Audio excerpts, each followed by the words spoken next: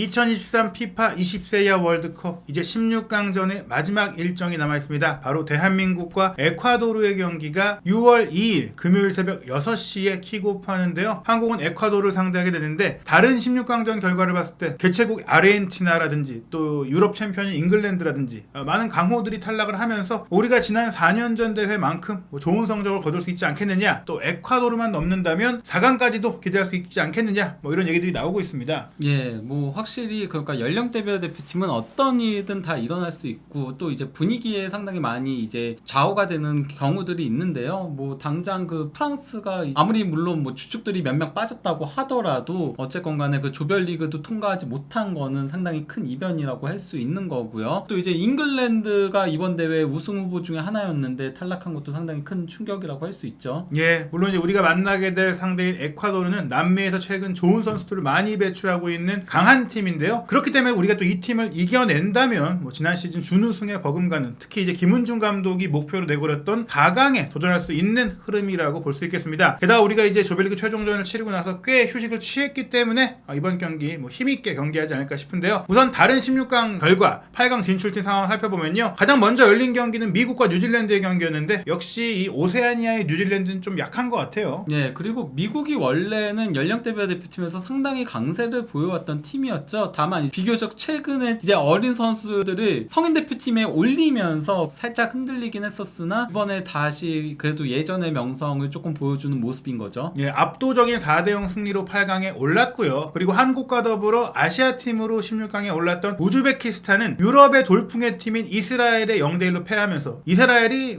본선에 오른 것에 이어 8강까지 올라갔어요. 예, 그러면서 이스라엘이 이거 상당히 기대해볼 만한 세대 아닌가라는 얘기들이 나오고 있죠. 예. 반면 이제 우즈베키스탄은 그 아시아 예선에서 1위를 차지했지만은 결국 유럽의 벽을 넘기에는 조금 역부족이었다라고 할 수 있겠습니다. 그리고 이제 가장 강력한 우승 후보로 꼽히는 브라질이 튀니지를 상대로 4대1로 이겼는데 다른 경기들도 큰 점수차가 나오긴 했어도 튀니지도 사실 최근에는 좋은 선수들이 나오고 있고 만만치 않은 팀인데 브라질이 확실히 강했어요. 네, 브라질은 이번 대회 우승 후보 1순위로 뽑히죠.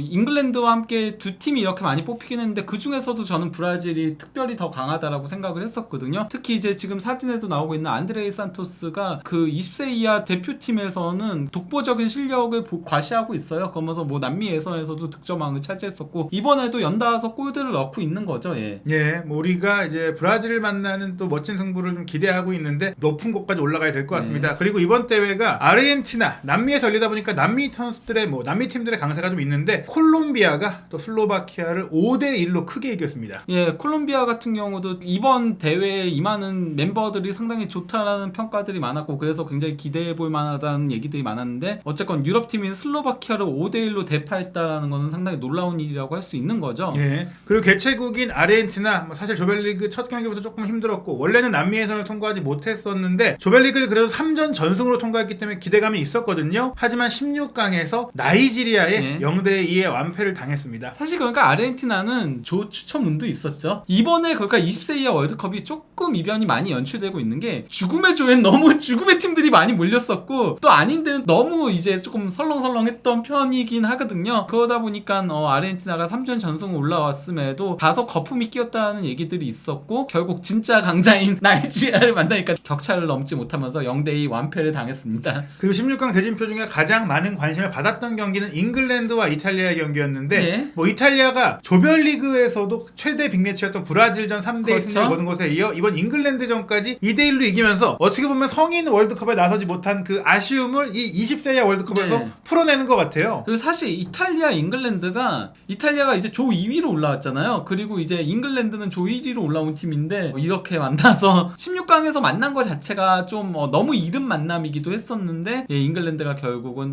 탈락의 고배를 마셔야 됐죠. 근데 이건 이변이라고 할 수는 없어요. 왜냐면 이탈리아도 상당히 좋은 팀이거든요. 그리고 이번 20세 이하 월드컵에 주목할 포인트, 첼시 팬들이 행복해하겠다. 왜냐, 안드레이 산토스 그리고 이탈리아의 카사데이 또 이제 우리나라부터 에콰도르의 파에스까지 첼시가 미리 입도 선매한 유망주들이 이번 대회에서 꽤 활약을 하고 있는데요. 말씀드린 대로 16강전의 마지막 일정이 6월 2일 새벽에 열리는데 먼저 우리가 속했던 F조를 1위로 통과한 감비아가 2시 30분에 우루과이와 경기를 하고요. 그 다음에 새벽 6시에 에콰도르와 한국의 경기가 열리는데 대진표를 딱 보면은 일단 남아있는 8강전에서 미국이 우루과이, 감비아 승자와 만나게 되고요. 또 브라질은 이스라엘과 격돌을 합니다. 그리고 콜롬비아와 이탈리아의 경기가 있고 현재 한국이 에콰도르를 이길 경우에는 나이지리아를 만나게 돼요. 네. 뭐 사실 말씀드린 대로 나이지리아는 강한 팀이긴 해도 또 우리가 뭐 지난대회 준우승도 차지했고 분명히 이제 개최국을 피했다라는 것이나 또 만약 4강에 오를 경우엔 유럽 챔피언이었던 네. 잉글랜드도 탈락을 했고 결승에 가면 이제 뭐 브라질을 만나지 않을까 뭐 이렇게 기대를 하고 있거든요. 8강 대진들을 놓고 보면은 브라질은 일단 뭐 준결승까지는 쉽게 올라갈 것 같고요. 8강 대진에서 역시나 이탈리아는 무슨 뭐 이번에 고난의 행보인가요? 예. 죽음의 조에 속했는데 또 16강에서 잉글랜드 만나 그 다음에 이번 그 대회 참가팀들 중에서 가장 다크호스 불리는 콜롬비아를 만나 뭐 이거는 뭐 고난을 계속 반복해야 되는 이탈리아라고 할 수 있겠습니다. 예, 우리가 이제 나이지리아를 넘는다면 또 4강에서 이탈리아를 좀 만나서 또 2002년 한일 월드컵 이후 한국과 이탈리아의 그 대표팀 간의 뭐 연령별 팀이지만 맞다그리 펼쳐지면 아주 흥미로울 것 같습니다. 그러기 위해서는 에콰도르를 넘어야 되는데요. 일단 에콰도르와 20세 이하 대표팀 간 전적을 보시면 당장 지난 4년 전 대회 4강에서 만났고 우리가 이강인 선수의 그 능청스러운 그 프리킥 패스를 받은 최준 선수의 멋진 가마차기 슈팅으로 1대0 승리를 거뒀고요. 또 흥미로운 게 이 대회를 앞둔 직전 평가전을 또 에콰도르랑 했는데 네. 이강인 선수의 골로 이기다 보니까 역대 전적이 우리가 3승 1패로 앞섭니다. 그 역대 전적에서는 3승 1패이긴 한데 그래도 에콰도르가 물론 뭐 최근에도 계속 에콰도르가 지금 연령대별 대표팀이 굉장히 잘 운영이 되고 있어요. 그러면서 저는 이제는 아르헨티나, 브라질의 아성에 도전할 난민팀은 앞으로는 에콰도르가 될 가능성이 굉장히 높다라고 보고 있거든요. 지금 그 정도로 어린 재능들이 정말 많이 나오고 있는 에콰도르지만은 그래도 한국이 기분 좋게 2승을 최근에도 거두면서 3승 1패로 앞서고 있는 거죠. 예, 그리고 조별리그에서 에콰도르가 어떻게 통과했냐를 보면은 일단 에콰도르가 미국과 함께 비조에 속했었는데 이때 유럽의 슬로바키아 그리고 무엇보다 오세아니아는 좀 한 수 아래잖아요. 그렇죠. 피지가 들어가 있었고 피지가 좀 깔아준 면이 있어요. 그렇죠. 왜냐하면 에콰도르가 첫 경기 미국전을 0대1로 지면서 시작을 했거든요. 그 다음에 슬로바키아전도 솔직히 접전 그때 2대1로 이겼고 골수가 많다. 그러니까 조별리그 최다 득점 팀이다라고 하는데 피지한테 좀 9골을 몰아넣었기 때문에 또 공격력이 좀 과장된 건 또 아니냐 뭐 이런 얘기들도 있습니다. 근데 단순히 과장됐다라고 보기에는 재능 있는 선수들이 많이 있긴 해요. 에콰도르 자체가. 그리고 슬로바키아한테 2대1로 승리한 거에서도 충분히 골을 넣을 수 있는 능력은 있는 팀이라는 걸 보여줬다라고 볼 수 있고요. 예, 그리고 뭐 말씀드렸다시피 4년 전 대회도 4강에 올랐던 팀이고 당장 카타르 월드컵 때도 조별리그에서 비록 탈락은 했지만 경기력이 굉장히 좋았었고 또 이제 이번 에콰도르에는 특히나 주목할 유망주가 많거든요. 그래서 우리가 이 에콰도르를 만나는데 어떤 선수들을 좀 만나게 되고 주의해야 되느냐 살펴보겠습니다. 사실 그러니까 이번 에콰도르 선수들 몇 면이 프랑스보다 더 나을 정도거든요. 개인적으로 봤을 때는 그 정도로 좋은 선수들이 많이 있는데요. 일단 그래도 가장 눈길을 끄는 선수는 이번 대회 최연소 선수 만 16세 에콰도르의 메시로 불리는 캔드리 파이스인데요. 이 선수가 2007년 5월 4일생후 만 16세인데 나이지리아 미드필더인 다니엘 다가도 이제 2007년생으로 동갑내기긴 하지만은 다가 같은 경우는 1월생이고 파이스는 5월생이니까 엄밀히 따지면 파이스가 가장 어린 선수라고 할 수 있고요. 근데 참고로 다가도 현재 나이지리아 주전 수병 미드필더예요. 네. 그렇기 때문에 만약에 우리나라가 8강에 올라가게 되면은 만 16세 선수가 주축을 뛰는 두 팀을 연달아서 만나게 되는 상황인 건데요. 예, 20세 월드컵인데 4살이나 어린 선수들 그러니까 엄청난 재능이 있는 선수들이란 얘기예요. 에콰도르 리그에서 5경기 출전해가지고 이미 데뷔골을 기록을 한 거고요. 코파 리베르타도레스 저거는 그 남미의 챔피언스 리그인 거잖아요. 거기도 출전을 했을 정도입니다. 예, 그러니까 16살의 나이에 프로에 데뷔하는 것은 누군가 기회를 주려고 해서 줄 수 있는 게 아니에요. 정말 돋보이는 실력이 있어야 되고 두 단계를 월반한 거라고 봐야 되기 때문에 이 선수가 워낙 재능이 좋다 보니까 맨유 그리고 도트문트 같은 구단들이 이제 이 선수 영입전을 펼쳤어요. 하지만 결국 첼시가 이 선수를 데려가는데 성공을 했습니다. 그래서 2025년에 첼시에 이제 합류할 예정인 거로 인디펜디엔테 이제 단장이 얘기를 한 겁니다. 단장이 얘기했기 때문에 오피셜이라고 보시면 될 것 같고 네. 왜 그러면 2025년에 가느냐 아시다시피 국제축구연맹의 이제 선수 이적 규정에 따라서 만 18세가 넘어야 이제 이적이 돼요. 물론 그 전에도 가능한데 그러려면 온 가족이 생업을 가지면서 그 나라에 이주를 즉 이민을 가야 등록이 되기 때문에 2년 뒤에 다 간다. 같은 이유라던가 그런 경우는 괜찮지만은 아니니까요. 예. 그리고 뭐 사실 그 남미에서 더 뛰면서 또 경험을 쌓고 그렇죠. 실력을 쌓는 게 좋고요. 네. 아직 어리니까요. 원래는 17세 이하 에콰도르 대표팀에서 뛰었거든요. 그러면서 13경기에서 5골을 기록을 하고 있었는데요. 근데 이번 월드컵 이때 이제 처음으로 20세 이하 대표팀에 뽑힌 거고요. 근데 오자마자 벌써 3경기에서 1콜 2도움을 올리면서 준수한 활약을 펼치고 있습니다. 거기다가 왼쪽에 있는 게 어떤 거냐면요, 패스를 가장 많이 받은 그런 거거든요. 그러니까 이 선수가 굉장히 움직임이 좋아요. 그래서 빈 공간으로 빠져가는 그런 움직임들이 상당히 좋고요. 그러다 보니 이제 많은 패스들을 받는 그런 능력이 있는 데다가 또 센스까지 있어가지고 그래서 많은 도움들을 올릴 수 있는 그런 천재형 선수에 가깝다라고 할 수 있는 거죠. 예, 뭐 슬로바키아와의 접전이었던 2대1 승리 과정에서도 중요한 어시스트를 기록을 했었고, 피지가 뭐 약체라고 말씀을 드렸지만 그래도 득점과 도움을 모두 했다는 것 자체가 에콰도르의 메시다, 즉 이제 공격의 코어 역할을 한다고 볼 수 있겠습니다. 피지전에 골을 넣으면서 만 16세 22일의 나이, 그러니까 30일 전에는 만 15세였고 그러니까 그렇죠. 프로 데뷔도 만 15세에 한 거예요, 이 선수가. 예, 거의 뭐 이제 중학생 나이 정도다. 예, 그러면서 20세 이하 월드컵 역대 최연소 골 기록을 수립했습니다. 그러니까 예. 이거는 뭐 이번 대회가 아닌 역대인 거죠.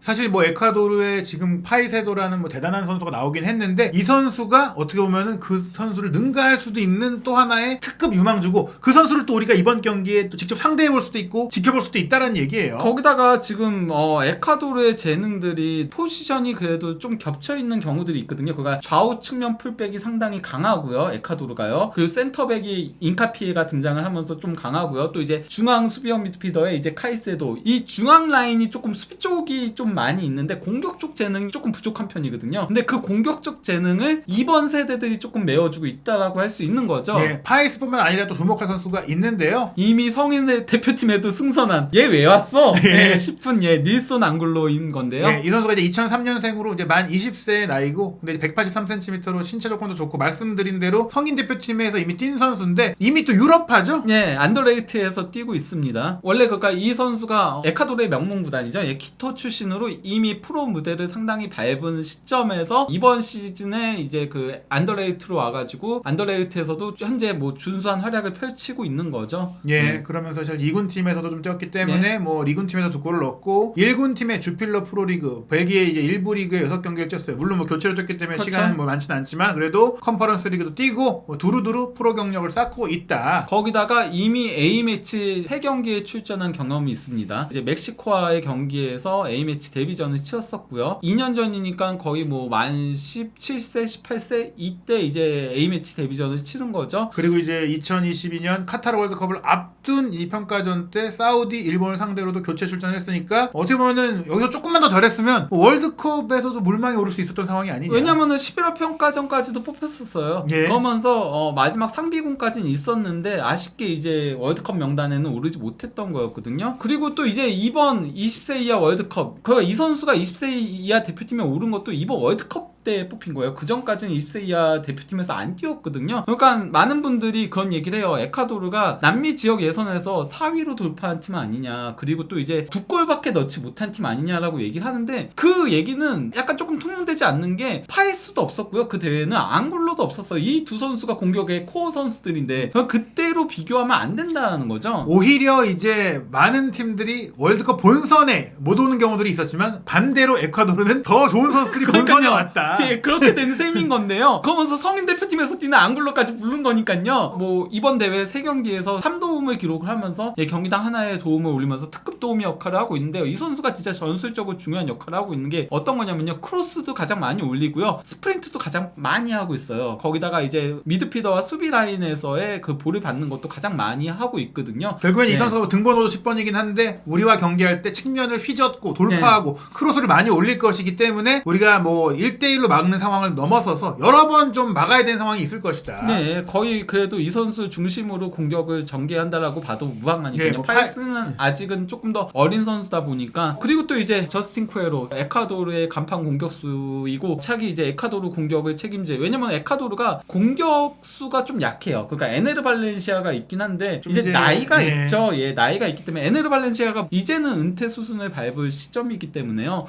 세대 교체를 할 선수가 필요한데 좀 가깝 각광받는 선수라고 할 수 있죠. 예, 2004년생으로 만 19세 뭐 어린 선수고요. 예. 그런 어린 나이에도 184cm로 이제 신체 조건이 좋다. 또 몸이 이제 키만 큰 게 아니라 상체가 두껍다 보니까 예. 이제 버틸 수 있는 포스트 플레이가 되는 이제 예. 탱크 같은 선수예요. 물론 뭐 아직 프로 데뷔를 하지 못했어요. B팀에서 현재 뛰고 있는 거거든요. 그러니까 그 파이스가 얼마나 대단한 건지 확인을 다시 한번 할 수 있습니다. 같은 팀이거든요. 예. 같은 팀인데 2살 위에 형은 아직도 프로 데뷔 못했는데 파이스는 15살에 데뷔를 한 거니까 네. 근데 또 흥미로운 건 이 쿠에로는 팀의 주장이다. 에콰도르의 주장이다. 그렇죠. 예. 예. 주장이기도 하고 에콰도르 20세 이하 대표팀에서는 거의 대체 불가 선수라고 할 수 있어요. 무려 21경기에 출전해가지고 15골 넣었습니다.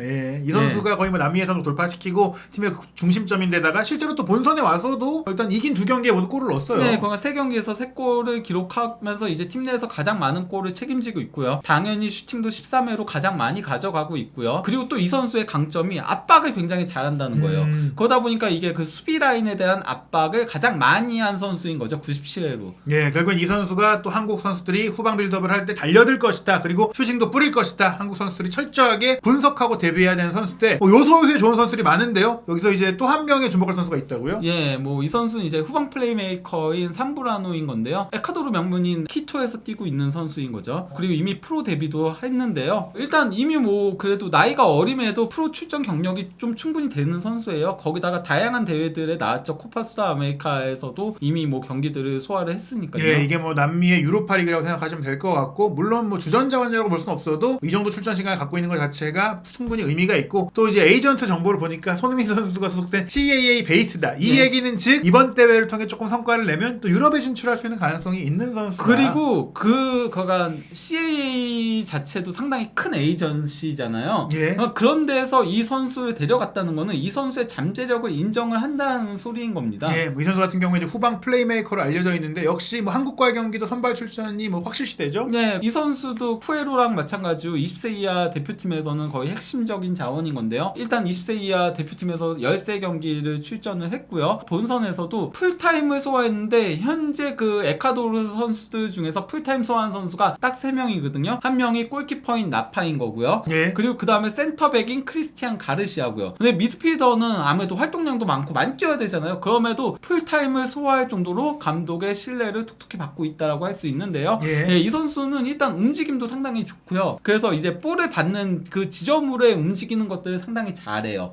그래서 위치를 잘 선점을 하기 때문에 선수 중심으로 이제 패스들이 상당히 많이 전개가 된다라고 할 수 있겠습니다. 거기다가 라인 브레이킹에 상당히 능하다라고 할 수 있고요. 그리고 이제 우리가 뚫어야 할 선수는 누구냐? 에콰도르 수비의 중심은 누구냐고 봤을 때 주목할 만한 그 프로필이 있는 선수가 있어요. 예, 크리스티안 가르시아인데요. 이 선수가 그 스페인 마드리드 출생입니다. 스페인 국적도 당연히 갖고 있고요. 마드리드 출생답게 레알 마드리드 유스 출신입니다. 사실 마드리드 출생이라고 다 레알 마드리드 유스에 못 갑니다. 즉 어느 정도 이제 재능이 어렸을 때 좀 이제 있었다, 좀 느껴졌다. 물론 현재는 마드리드 인근 팀인 레가네스 팀으로 갔어요. 그 이유는 역시 연령을 거칠 때마다 이제 선수들이 좀 탈락하거든요. 그렇죠. 물론 근데 여기서 탈락했다라고 뭐 안 좋은 선수다 이런 건 아니에요. 레가네스도 뭐 결국엔 스페인의 1, 2부로 오가는 팀이기 때문에 이 팀에 이제 19세 팀에 갔다는 건 프로 데뷔도 기대할 수가 있어요. 특히 레알 마드리드 유스 출신 중에 그 레알 마드리드에게 부메랑을 많이 날렸던 유명한 선수들이 몇 명 있네요. 에투 예. 그리고 네그레도. 예, 결국에는 이제 이 가르시아 역시 주목할 만한 그런 그 이력이 있고 또 장차 라리가에서 활약할 수 있는 선수다. 에콰도르에서는 이제 사실 뭐 많은 경기를 뛰지는 않았던 것 같아요. 이번에 처음 뽑힌 것 같은데요. 예, 왜냐면은 스페인에서 있었으니까. 예.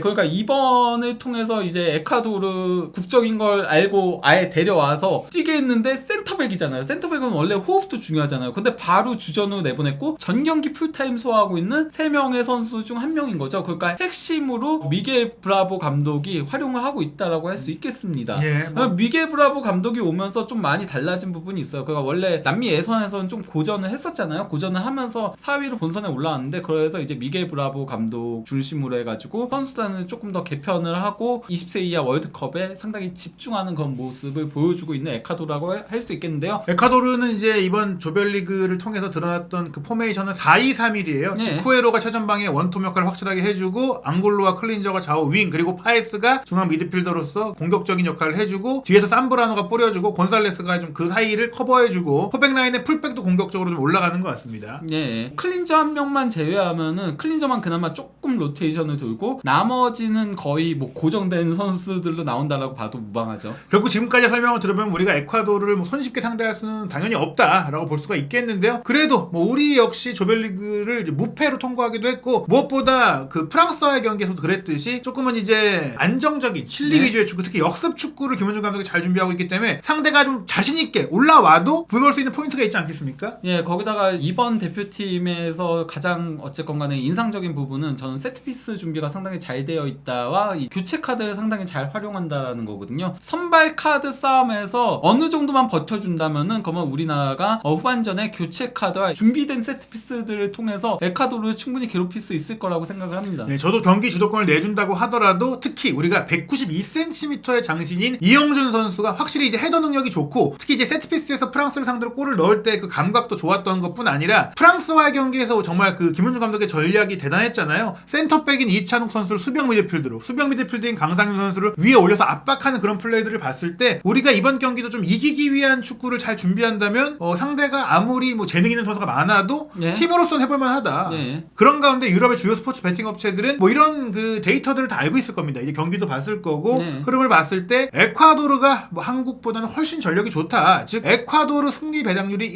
1.84배로 평균적으로 나오고 있고 무승부 3.43배, 한국 승리가 4.15배니까 이거는 거의 뭐 에콰도르가 8강에 갔다. 약간 이런 정도의 전망이에요. 근데 이런 전망이 나올 수도 있을 정도로 에콰도르의 지금 전력이 상당히 강한 건 사실이에요. 저는 프랑스보다도 에콰도르가 더 무섭게 느껴지거든요. 제가 그러니까 프랑스 얘기할 때는 이렇게 얘기 안 했었잖아요. 예. 뭐 많이 빠졌다 뭐 이런 식으로 얘기를 했었는데 이번에는 정말 진짜 멤버가 좀 쟁쟁해가지고 쉽지 않은 경기가 될 걸로 보이긴 하지만은 그래도 우리나라가 뭐 감비아 상대로도 선전을 했고 한 부분들을 고려하면은 뭐 거기다가 20세 이하 대표팀은 정말 어떤 일이든 일어날 수 있어요. 무엇보다 지난 4년 전에 카이세도가 있던 에콰도르를 우리가 꺾고 결승에 가지 않았겠습니까? 네. 그런 좋은 기운을 또 이어받아서 이번 경기 만약 우리가 에콰도르를 정말 넘는다면 8강, 4강까지도 기대할 수 있지 않겠느냐? 이렇게 좀 좋은 흐름이라고 할 수 있겠습니다. 네, 사실 그러니까 그때 20세 이하 월드컵에 나왔던 선수 중에서 카타르 월드컵에 간 선수가 한국에서는 이강인 선수 한 명이었잖아요. 그렇죠. 반면에 에콰도르는 그것도 이강인 선수가 교체 자원으로 활용됐잖아요.